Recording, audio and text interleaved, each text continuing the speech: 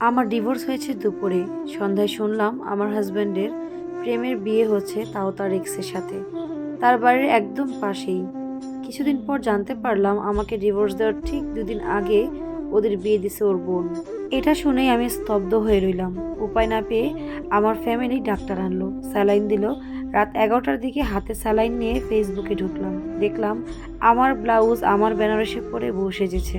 তার পরদিন থেকে দেশে অরাজকতার জন্য নির্বন্ধ ছিল, না হলে আরো কত কি দেখতে হতো ঠিক নেই। আমি জানি না কিভাবে আমি এগুলো ফেস করেছিলাম। 2 দিন 2 রাত আমি এক ফোঁটা ঘুমাতে পারিনি। 3 দিন পর আমার ফুফুরা এসে আমাকে আর আমার বাবুকে নিয়ে গেল তাদের বাসায়। আমি সকালে আমার গ্রাম থেকে গেছি, দুপুরে আমার হাজবেন্ড ও নতুন বউ নিয়ে মামা বাড়ি ঘুরতে এসেছে। আমার শাড়ি পরিয়ে আমার বাড়ির সামনে দিয়ে গিয়েছে। ওর মামার বাড়ি আমার বাড়ির পাশেই। ওর মামা থেকেই জোর করে বিয়ে দিয়েছিল। ওরা ছিল 3-4 দিন, কিন্তু আমার ফ্যামিলি কোনোভাবে আমাকে জানতে দেয়নি ওরা গ্রামে এসেছে। কতদিন যে খাইনি ঘুমাইনি ঠিক নেই, খালি মনে হতো আমার গোছানো সংসার এখন অন্য কেউ। প্রত্যেক রাতে আমার প্যানিক হতো, আমার সেই মানুষটার পাশে অন্য কেউ ঘুমায়, অন্য কেউ ওর গায়ের গন্ধ নেয়। দিন দিন প্রচুর শরীর খারাপ হয়ে গেল। আমাকে দেখলে মনে হয় 50-60 বছর বয়স হয়ে গেছে। চেহারার কি যে বাজে অবস্থা, দিন দিন চিকন হতে লাগলাম, কালো হয়ে গেছি। কবে যে শেষ ভালোভাবে ঘুমিয়েছি মনে নাই। প্রত্যেকটা মানুষ আমাকে বুঝাইতে লাগলো ছেলের জন্য বাঁচতে হবে। আমিও ধীরে ধীরে ছেলেকে নিয়ে দিন কাটাতে থাকলাম। প্রতিবেশী, আত্মীয়, বন্ধু বান্ধব, ফ্যামিলি সবাই প্রচুর মানসিক সাপোর্ট দিয়েছে, নতুন করে বাঁচার অনুপ্রেরণা দিয়েছে। এবার হচ্ছে আসল টুইস্ট।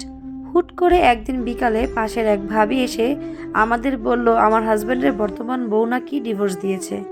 আমি যেন ওদের মাফ করে দিই। ছেলের মুখের দিকে তাকিয়ে আমি যেন আবার ফেরত যাই। এখন মামার বাড়ি এসে ঘুরঘুর করতেছে। আমার জন্য কষ্ট পাচ্ছে নাকি খুব। আমি ছোট থেকে এত আদুরে মানুষ হয়েছি বলার মতো না। গালে তুলে না খাইয়ে দিলে খেতাম না। সেই আমি সংসার করার জন্য মুখ বুজে চাকরানির মতো জীবন পার করেছি। অজস্র গালি শুনেছি, আঘাত সহ্য করেছি। আর কোনোভাবেই আমি ওই সংসারে ফেরত যাব না। কত শত অপবাদ ওরা আমাকে দিয়ে গিয়েছে। আমার শাশুড়ি ননদ গ্রামে এসে কত অপবাদ দিয়ে গিয়েছে। শাশুড়ি তো শুরু থেকেই সহ্য করতে পারতো না। হয়তো একই গ্রামের মেয়ে আমাদের বাড়িতে কাজ করে ওদের একসময় পেট চলতো, হয়তো এই জন্য হিংসাটা চলে আসতো। 5 মাস পর 3 দিন আগে আমার এক্স আসছে আমার ছেলেকে দেখার জন্য। আমি দেখতে দেইনি। এতদিন যে ছেলেকে ছেড়ে থাকতে পেরেছে সে সারা জীবন পারবে।